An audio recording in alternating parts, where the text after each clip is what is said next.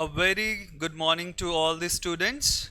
This is your Dr. Sirajuddin once again in the daily agriculture dose few minutes facts. तो dear students, आज का जो topic है वो टॉपिक है जिसमें कि बहुत सारे स्टूडेंट्स कंफ्यूजन में रहते हैं। जैसे कि अगर आप देख पा रहे होंगे अगर स्लाइड्स में, तो कुछ आपके टर्म्स हैं जैसे glycolysis, glycogenolysis, then gluconeogenesis and then glycogenesis. तो ये जो टर्म्स हैं कहीं ना कहीं बहुत सिमिलर साउंड करते हैं और आपको कंफ्यूजन क्रिएट करते हैं। तो चलिए देखते हैं आज के सेशन में कि जो ये वर्ड्स हैं जो कि ग्लूकोज के चारों तरफ घूमते हैं। तो जैसे कि आपको दर्शाया भी गया कि ये ग्लूकोज का मॉलिक्यूल है जो आपका एक तरफा इसका ग्लाइकोलाइसिस है, एक तरफ का इसका ग्लाइकोजेनोलाइसिस है, एक तरफ का ग्लूकोनियोजेनेसिस है और एक तरफ आपका ग्लाइकोजेनेसिस है आपका। तो फटाफट से देखते हैं कि इनमें क्या डिफरेंस होता है और बहुत ही कम समय में आपको क्लियर हो जाएगा कि इनमें क्या डिफरेंस होता है। चलिए लेट्स स्टार्ट दिस सेशन। तो चलिए सबसे पहले बेटा टर्म देखते हैं हम, कौन सी?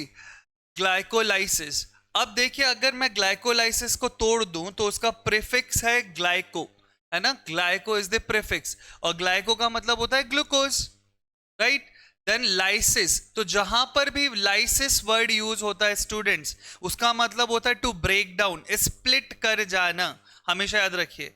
और जहां पर जेनेसिस वर्ड यूज होता है, ठीक है ना, जैसे कि यहां पर आपका जेनेसिस वर्ड यूज हुआ है, इसका मतलब होता है क्रिएशन, कुछ चीज का बनना, राइट? तो चलिए फटाफट से अब देखते हैं कि पहला वाला टर्म है ग्लाइकोलाइसिस, मतलब ग्लूकोज का टूटना है। तो इसमें क्या होता है कि ग्लूकोज आपका टूटता है इनटू 2 पायरुवेट मॉलिक्यूल्स, ठीक है? तो और वहां से एटीपी आपकी रिलीज होती है, एनर्जी सोर्स रिलीज होती है, इसको बोलते हैं ग्लाइकोलाइसिस। तो मतलब ग्लूकोज का टूटना इनटू द पायरुवेट। क्लियर हो गया आप सभी को?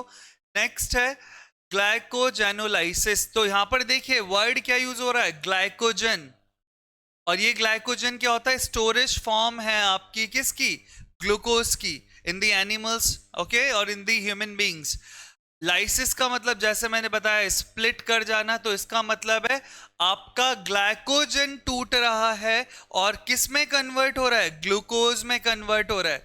तो glycogen is converting into glucose, that is known as glycogenolysis, हमेशा याद रखेंगे, राइट? क्लियर हो गया सभी को? नेक्स्ट है ग्लूकोनियोजेनेसिस। तो ग्लूको का मतलब ग्लूकोज, नियो का मतलब नया और जेनेसिस का मतलब क्रिएशन।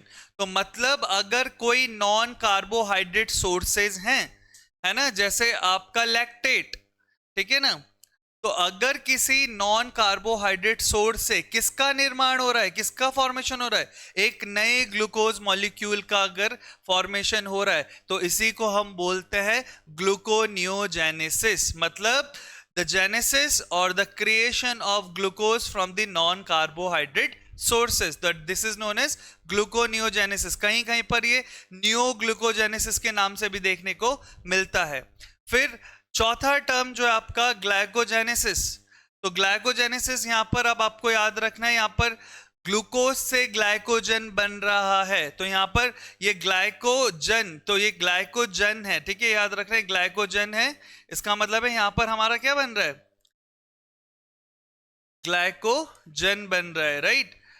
और क्रिएशन है, जेनेसिस है, तो इसका मतलब है ग्लूकोज से आपका ग्लाइकोजन बन रहा है।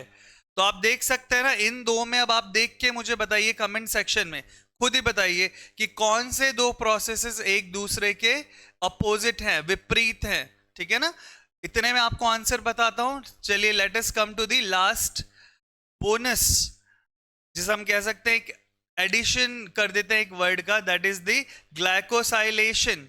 तो ग्लाइको मीन शुगर, ठीक है ना, और साइलेशन का मतलब है एडिंग ग्रुप। तो अगर किसी प्रोटीन में या किसी लिपिड में आपकी शुगर ऐड हो जाती है ना, the addition of the sugar to the proteins and lipids, ठीक है, that is known as glycosylation. तो होपफुली जो सारी टर्म्स हैं बड़ी इजी टर्म्स हैं बट बहुत कंफ्यूजन क्रिएट करती हैं, आप सभी को समझ में आ गई होंगी। चलिए let me come to the answer, मैंने आपसे पूछा था यहाँ पर ऐसे कोई दो आपके टर्म्स हैं जो एक दूसरे के अपोजिट हैं, तो कौन से हैं?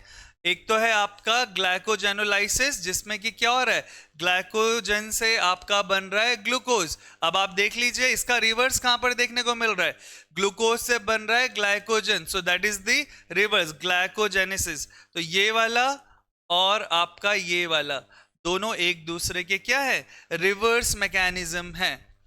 तो स्टूडेंट्स, आई होप आपको आज का सेशन अच्छा लगा होगा। बहुत ही कम समय में आपको ये पांचों टर्म्स आई होप अब क्लियर हो गई होंगी। सो ऐसे ही आप लोग अपना प्यार देते रहिए एग्रीकल्चर एक्सपर्ट को, जैसे कि आप देते आ रहे हैं। और do share your views, do share your comments, किस तरह के टॉपिक्स आपको चाहिए।